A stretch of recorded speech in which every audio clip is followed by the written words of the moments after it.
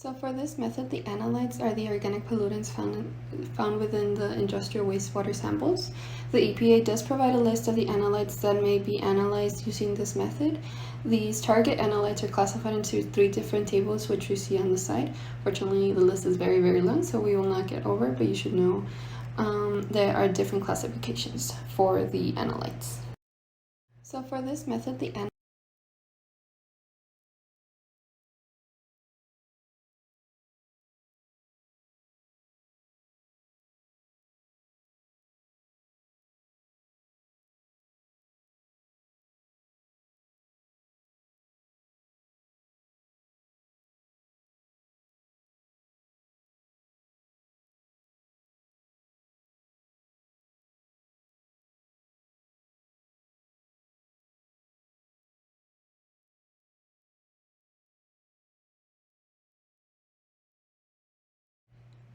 Finally, the last step of the method is the quantitative analysis. So once your analyte has been identified, you should quantify the analyte based on the analyte's primary characteristics. The EPA does also provide a table which specifies each analyte's primary characteristic, as you see here on table 4.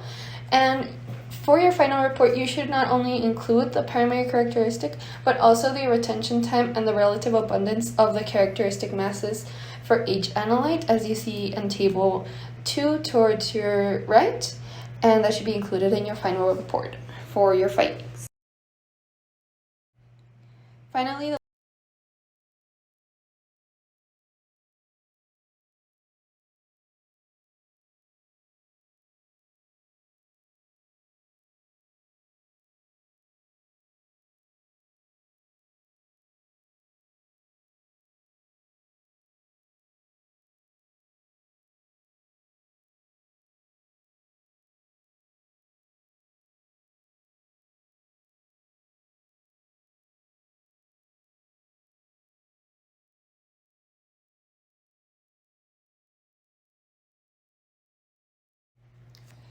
finally, you can present your results using a chromatogram, and a chromatogram is basically a graph that displays the separation of mixtures within a sample using chromatography. So in the chromatogram seen in this slide, you can see the separation of the semi-volatiles or the analytes found within your sample.